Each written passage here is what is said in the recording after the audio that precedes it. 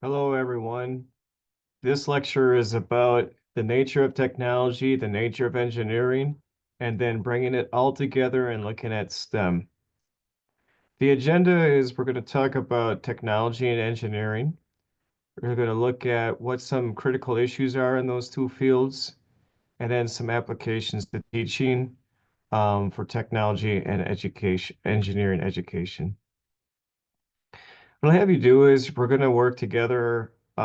This is going to be connected to a Canvas discussion board. So I'll ask you to think about your thoughts on technology. And then also if you're aware of any standards that go along with technology. So look out for the discussion that's associated with this lecture. So when you think about technology, think about these different points. It can be thought of as a process, a way of knowing, and a tool. Oftentimes, it's just thought of as a tool, but there's a process for technology and there's a way of knowing behind it. And this comes from the reading that you made your discussion about. There also is the ethical nature of technology that needs to be considered.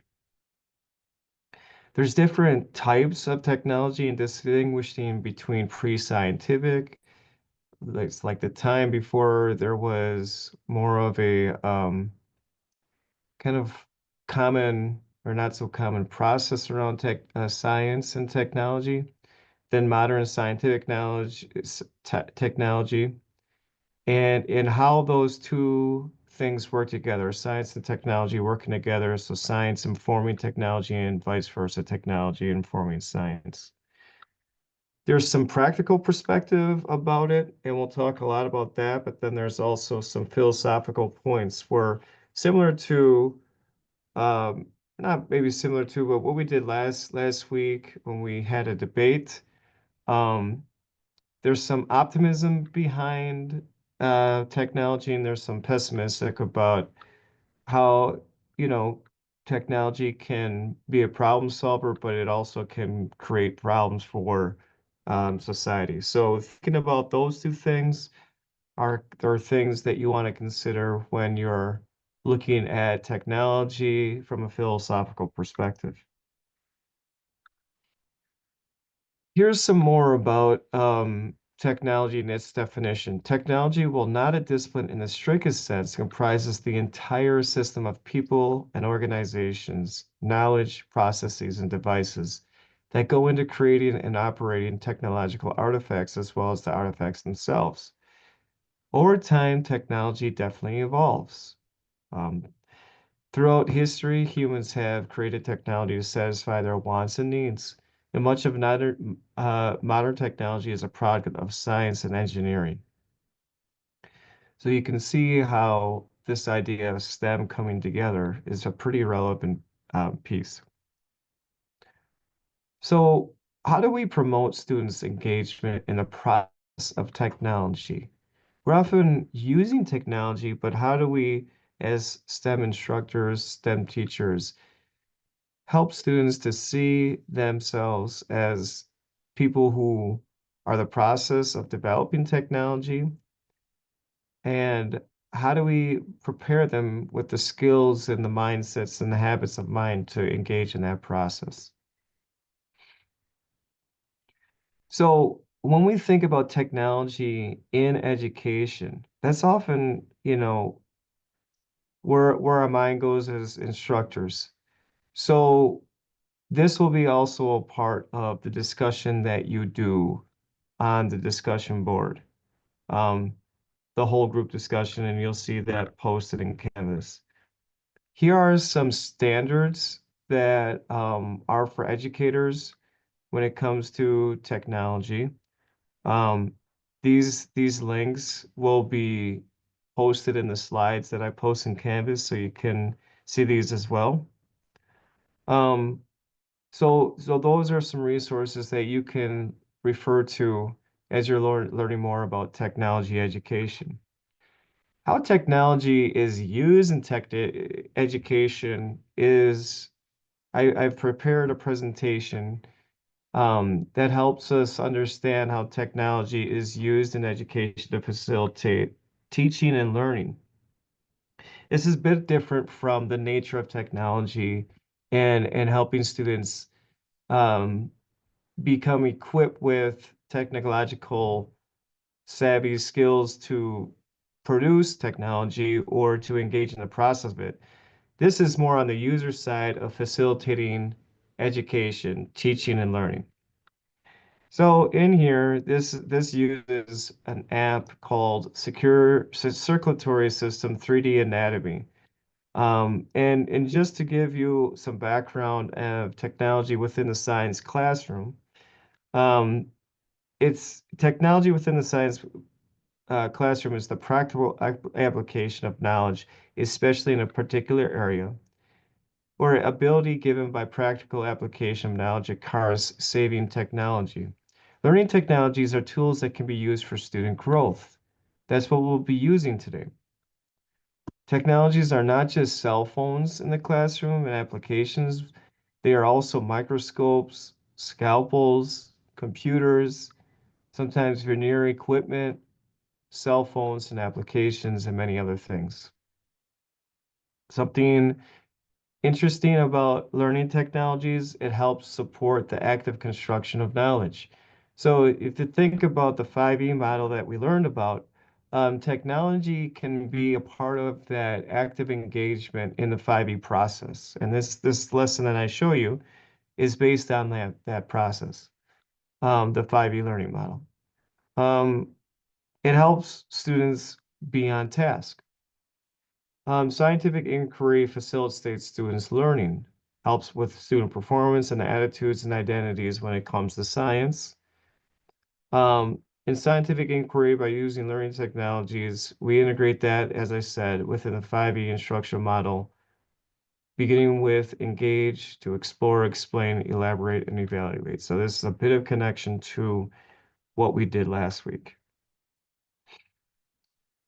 This lesson is all about the circulatory system, and it's based on this next generation science standard. Um, if you are teaching in sciences or biology, this is something that can be utilized in your classroom. It's just a small example of a lesson that I've done in the classroom. So the first thing is learning a bit about the circulatory system and asking students what they know about the heart, the blood vessels, the blood, how those things work together, and then what actually is the pacemaker. The pacemaker, our heartbeats result from electrical stimulation of heart cells by the pacemaker in the inner wall of the atrium. The pacemaker is influenced by nerves outside the heart. Okay, so here's a small video of the app in action. Let's see if I can go ahead. Yep, here we go. So in here you can see I used an app where if students download this app, they're able to get a, you know, I don't know, 4D or at least 3D view of the heart, and they can start asking questions. Here I changed the view so that you can see different parts of the circulatory system. So students can start to see the structure. Now this is zooming in on the heart, and you can see, you know, at least like some things on the outside um, that contribute to the pacemaker and the beating of the heart. So that's a small example. So overview of the lesson is you're gonna engage into the 5E, and we're gonna use technology to work on that. So we're gonna begin with formulating a hypothesis around a question that we have. We're gonna determine the experimental design and setup, identify data collection methods and how the data will be organized.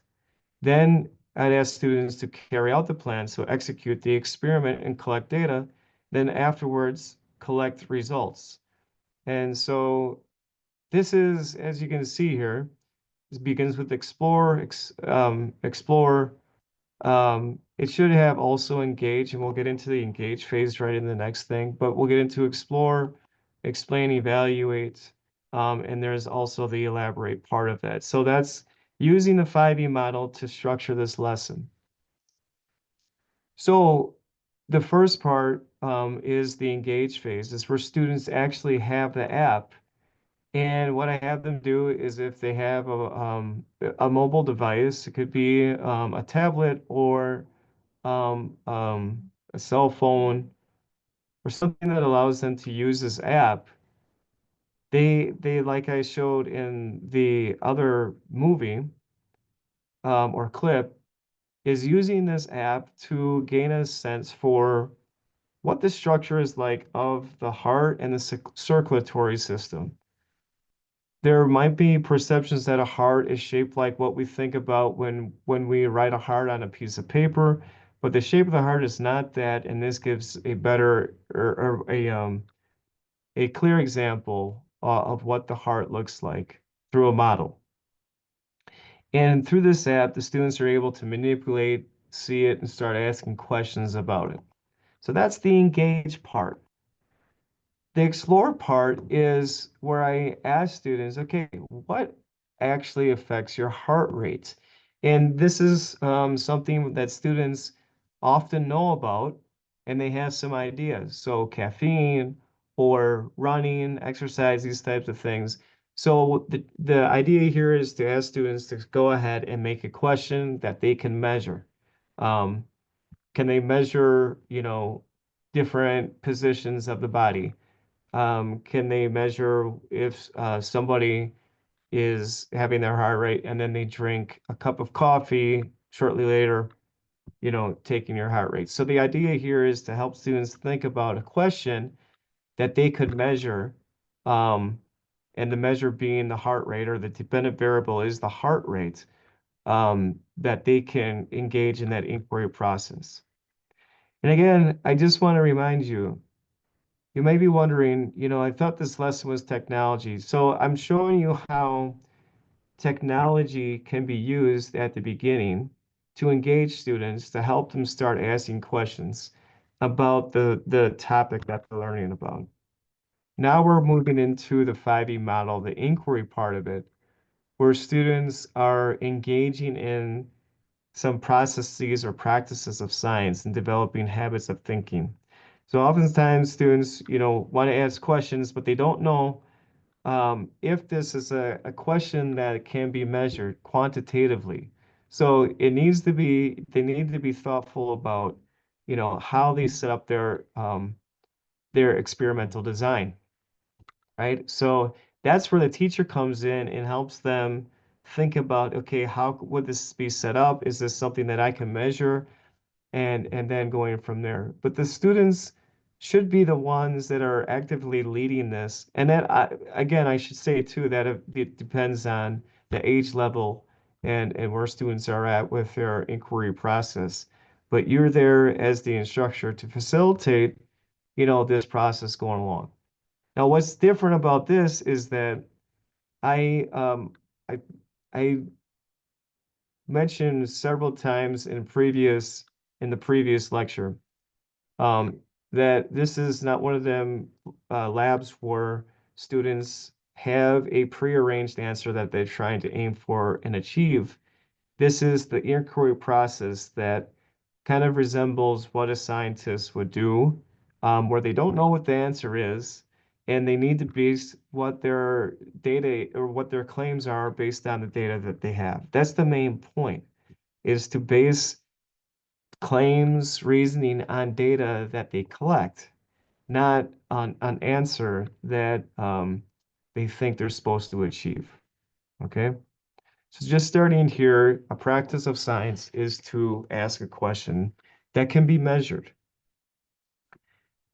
Moving on to the experiment part is I give students a structure. Okay, so this is something that students need to fill out, and they need to in here they need to have understanding of what independent, dependent controls are.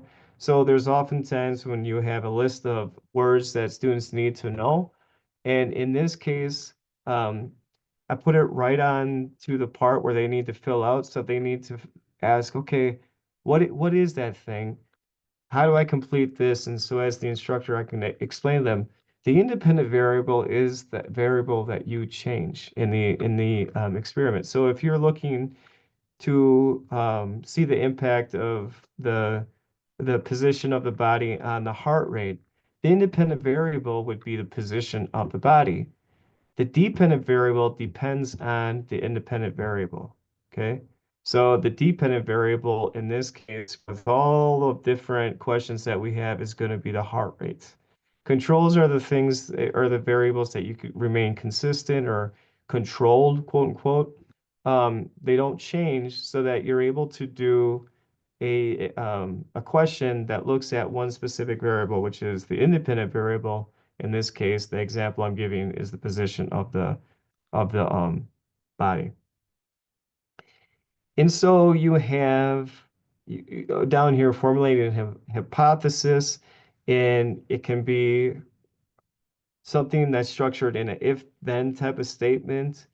It can be a prediction that's it's not an educated idea about the inquiry that you're going about, and that has to be based on your prior experience, credible internet sources, notes from teachers, other credible sources that they get that from. So what students need to do is write down the materials that they use. So say that instead of taking the measurement with just taking it by the heart rates, by putting your finger on your wrist and counting, if you're using like a Apple Watch that collects the heart rate, that would be in the materials. List the number of steps. So from step one, you say participant one does this, and it carries on through through how many steps you need to explain what the experiment was about. Then you go ahead and you do your experiment. You need to do the the um the test multiple times, multiple trials to see if there's a trend in your data. And then afterwards you collect and share the data. Okay. So this again, this part right here, going back to learning technologies, could be something like an Apple Watch. It could be something where, students are using that technology to carry out their learning. And so that's part of the technology, integrating that in there. So to help students with, and this is again connected to the previous lesson about doing science and science practices, is helping students think about how scientists reason. So they have a claim, they have their reasoning, and they have their evidence. And so I give some examples here of the claim, and then I give sentence structures with blanks to help students see how to begin writing like a scientist would. And this is helpful for students to start to practice that sort of logic. Okay, my claim needs to be based on reasoning and evidence, and here's how I communicate those things. And then so they can start asking questions about that structure and flow. And then you as the instructor know, kind of the flow that the student should take. So it gives some structure for both instructor and the student. And then, we move into the elaborate phase. And you go ahead, and this would be like a question like, using the structure of a scientific explanation, compose a knowledge claim about the relationship between the circulatory system and survival. Okay, so I give some ideas over here with claim variable relationship between the variables. So the variables in here would be the circulatory system and survival. And if you remember, this has to do with going back to the next generation science standard that this lesson is based on. So we go here, construct an argument that plants and animals have internal and external structures that function to support survival, growth, behavior, and reproduction. Okay, so in here you can see that an example structure is the heart in the clarification statement. So you can see it's directly related to aiming towards this question, this next generation science standard, is a connection to the elaborate phase.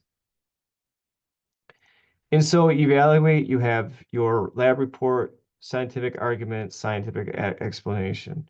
You have all the parts in there that you can evaluate, that you can give feedback on, and work with students on improving what they have.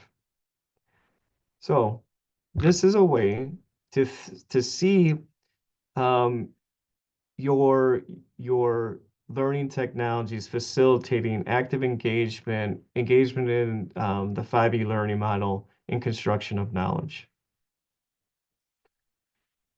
Okay, so now we're going to move into engineering.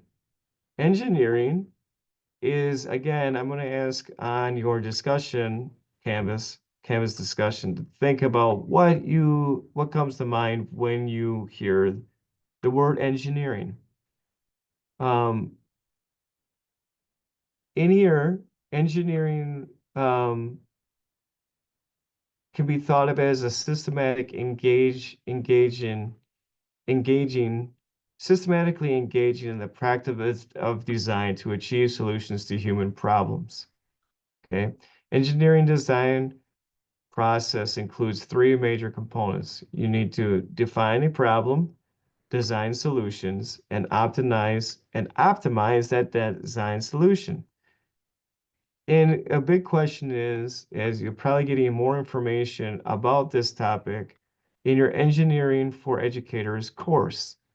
Um, so this will be a little bit of how to connect this class to that class. Okay.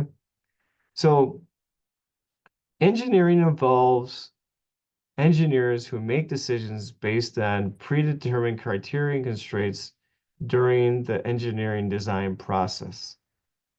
There needs to be creativity and imagination that's used throughout the engineering design process. Okay.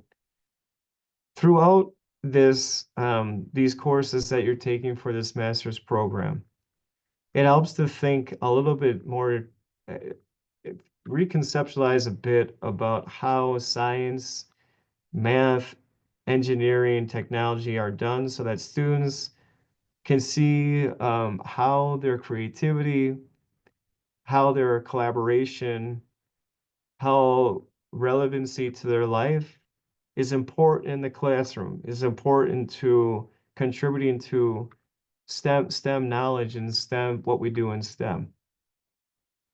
Rather than more of a closed type of knowledge box that you only look at and learn from, seeing themselves as contributors to how we do engineering, how we do technology. The engineering design solutions are open to revision. It's similar to just the assignment that we're talking about before. The things that the students produce through a lab result or a lab report or their explanation, those things are open to revision by their classmates, by the instructor, so that they can continue to improve it. Engineering design solutions are optimized based on evidence from the test data. It's similar to what we do in science. There is no single best design solution to a given engineering design problem. Okay. Engineering is very collaborative, and that's why classrooms should be collaborative too, because it resembles what the engineers, technologists, scientists, mathematicians are doing. It's also failure laden. That's often something that can be confusing for students. Why do we constantly need to not be successful in something? This is very common for scientists to engage in, and so engineering too. But I know that when we try to publish, or when they're trying to work on um, their hypotheses, The majority of the time, they have to fail and then revise and continue to work on it.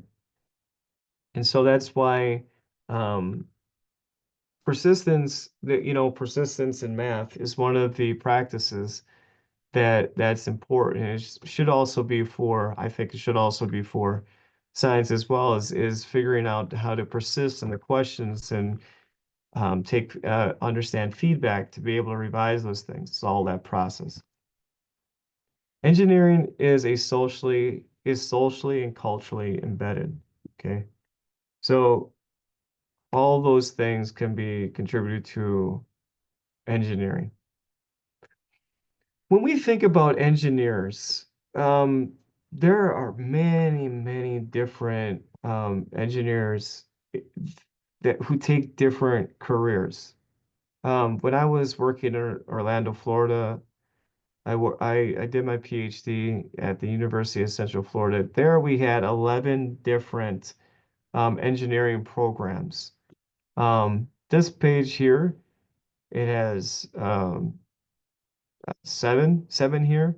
So um, the breadth of what a engineering engineer does, it takes many forms, and it shows how important the habits of mind of an engineer are are important and useful in society. So one thing that I often think about is as the STEM instructor is how to inform students and families about the different opportunities that are possible when considering thinking about STEM. Because oftentimes, or maybe not oftentimes, but sometimes students may not even know all of the different ways that this type of education, where it can take them. And so as an educator, we need to know what an engineer actually does. Because we may have some, narrow perspectives, or we may need to learn more about what they do so that we can inform students of what they do. Another thing that is very important is representation in the STEM workforce. In here, you can see statistics that I believe are from 2023. Um, oh, okay, so it's 2011 and 2021, so it's kind of showing over a 10-year span if the percentages have shifted a little bit. Okay, so when you look at sex, you have the STEM, when we're talking about the STEM workforce, ages 18 to 74, 32% women, 68% male or men. And then 10 years later, 35% women, and then 65% male. Um, so this is this is one of the statistics that um, is part of what I do for research and learning about how women in science or women in STEM develop their identities to see themselves as scientists, because this statistic um, shows overrepresentation of males or men. And so that's one.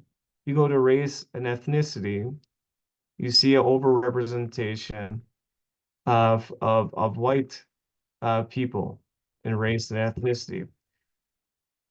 And so then the next thing is disability status. 3% of at least one disability from 2011 to 2021. And this is a statistic where, like I showed you last week, myself and another researcher are learning about the experiences of people with disabilities who engage in STEM.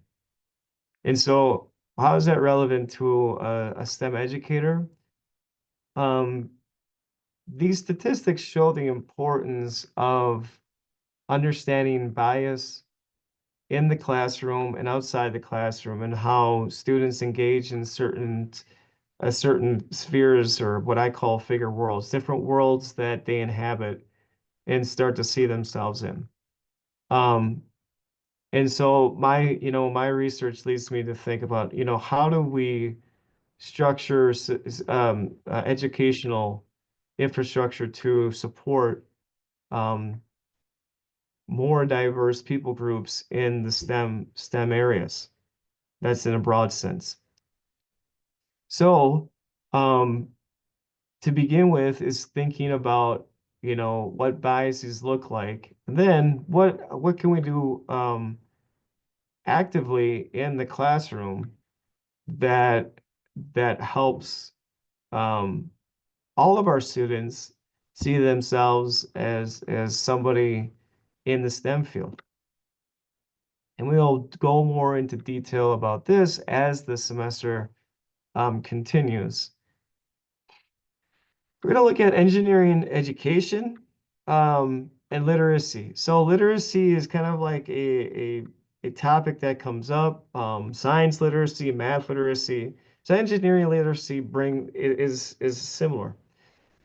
Engineering literacy has to do with discussing, critiquing, and making decisions about national, local, and personal issues that involve engineering solutions.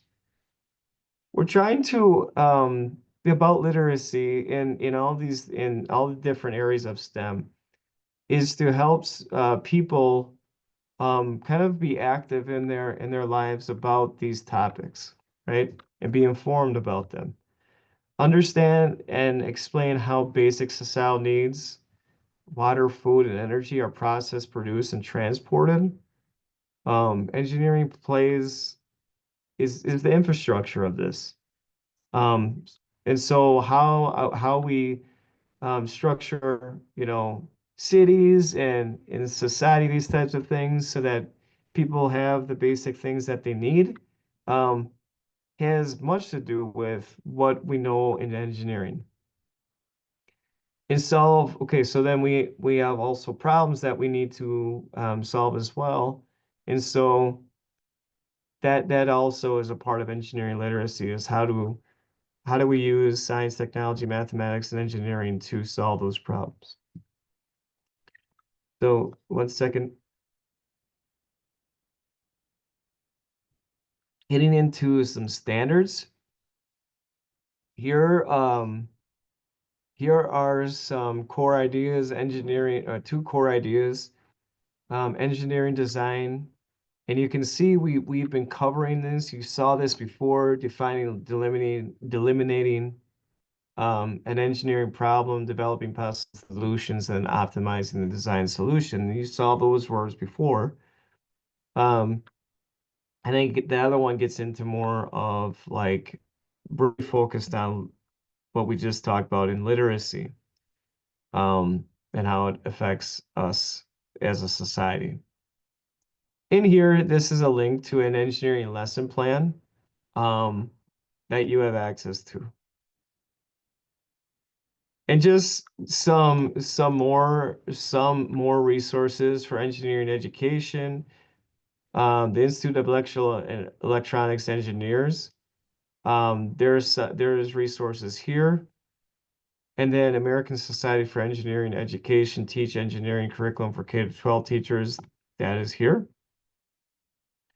Now, when you think about these different areas, I have on here a visual of how science, technology, engineering, mathematics um, kind of work together, how they're different. This one's another visual that gives you an understanding of that. So when you go ahead and you work asynchronously on this online module, I'm going to ask you to think about, okay, we've learned these different things, these ideas, we've done our reading. the idea that comes next is, okay, if I look back at what I originally wrote in my philosophy paper, what are two ways my ideas on philosophy and STEM teaching has changed or evolved based on what we learned over these different topic areas. Okay, thank you all so much. Please make sure to pay attention to the requirements of the online module, and I'll see you all online synchronous next week. Dive deeper either in math or science practices. I hope everyone has a great week, and thank you very much.